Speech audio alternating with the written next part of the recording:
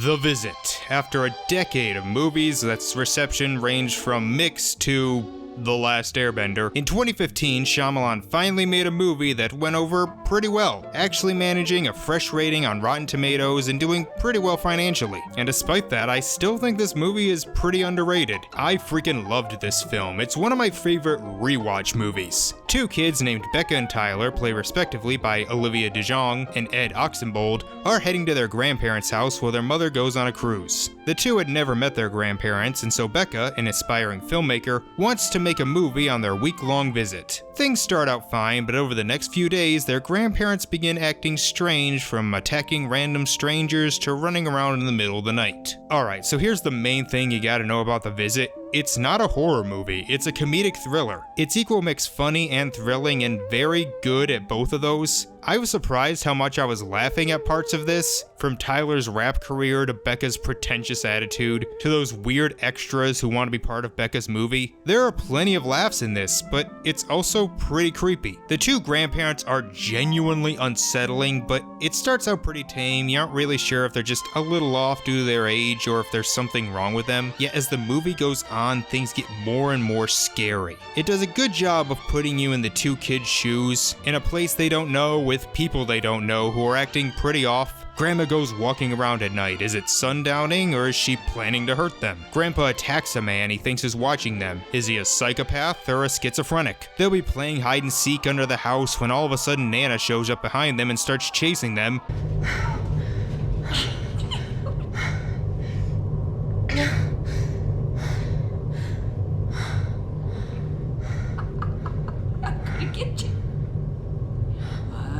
Going to get you, Becca.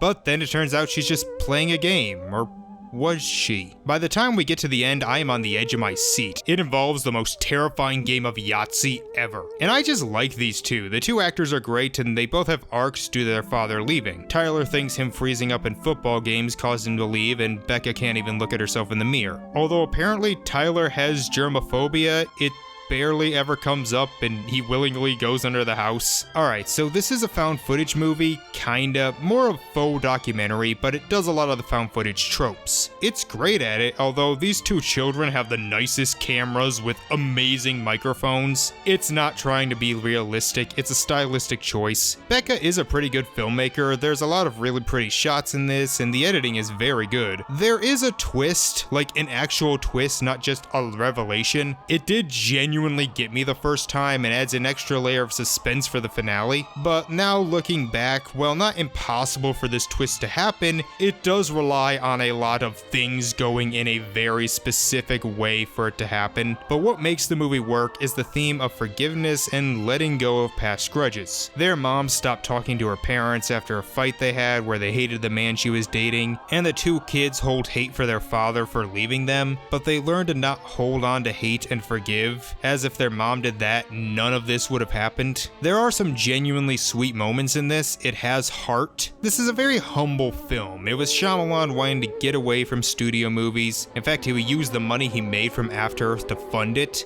and got Blumhouse to distribute it. He didn't want to make something big or pretentious, just a nice little thriller comedy about forgiveness. It's one of his few movies that has like no supernatural elements, and I'm really glad it went over well. Critics and audiences liked it well enough, and it made a lot of money compared to its budget, and it's well worth it. It is easily his best movie since Signs. It's funny, suspenseful, has great characters, and an interesting style. I give it an 8 out of 10, and thankfully he would continue the momentum going on to his next film, where a crazed madman kidnaps a group of young girls. And we'll talk about that one tomorrow.